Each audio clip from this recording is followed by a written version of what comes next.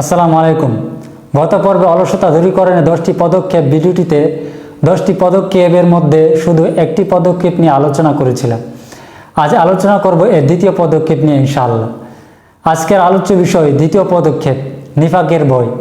যদি অলসতার অন্য কোনো মন্দ দিক নাও থাকতো, তারপরও এটা যে মুনাফিকদের সুস্পষ্ট আলামত বা অলসতা থেকে এই নিফাকের সূচনা হয়, এটাই অলসতাকে মন্দ প্রমাণিত করার জন্য ছিল যথেষ্ট। এজন্য আল্লাহ তিরস্কারের সাথেই বলেছেন, তারা সালাতে আসে আলস্য ভাব নিয়ে এবং দান করে মনতুষ্টির বিপরীতে।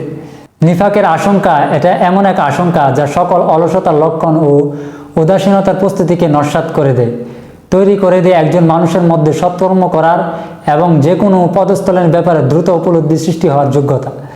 উমর ইবনুল খাত্তাব রাদিয়াল্লাহু তাআলা আনহু নিজের উপর নিফাকের আশঙ্কা করতেন, অথচ তিনি নিজ কানে নবী সাল্লাল্লাহু আলাইহি সাল্লামের মুখ থেকে সুসংবাদ শুনেছেন উমর জান্নাতি।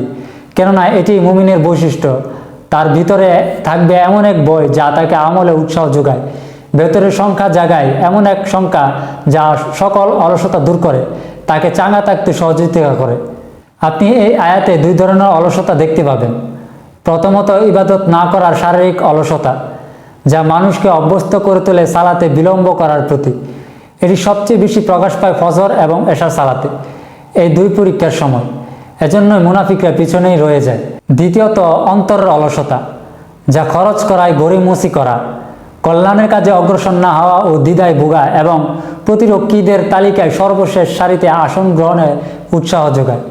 তাদের গলার ফাঁস সংকীর্ণ হয়ে এলে তার শ্বাসরুদ্ধ হয়ে আনুগত্য করে, এতেও তারা কোনো মতলব নিহিত রাখে।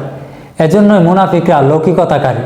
শয়তানের সাথে আমাদের সংগ্রামের দীর্ঘ ইতিহাস আমাদের এই বার্তা দেয় যে শয়তানের বিভ্রান্তিকর ধোঁকায় পড়ে আমাদের প্রবৃত্তি এক বা দুটি অপরাধে ক্ষান্ত হয় না, যদি না আপনি আপনার সমস্যার সমাধান করেন এবং অবাধ্যতার প্রতিক্রিয়ায় সৃষ্ট ক্ষতে পট্টির ব্যবস্থা করেন।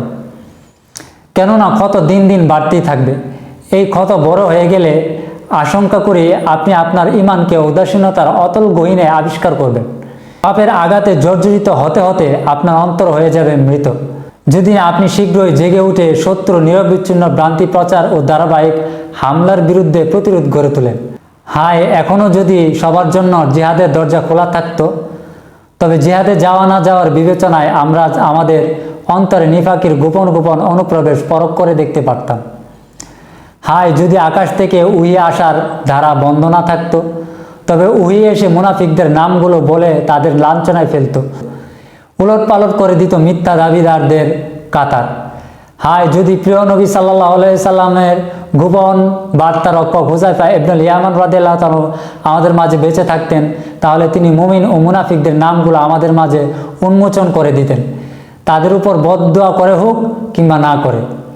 কিন্তু আজ আমাদের ঈমান ও নিফাকি সততা ও দুষ্ত্রুটি নির্দেশক প্রমাণ হিসেবে আমাদের ব্যক্তিগত আমল ছাড়া আর কিছুই অবশিষ্ট নেই।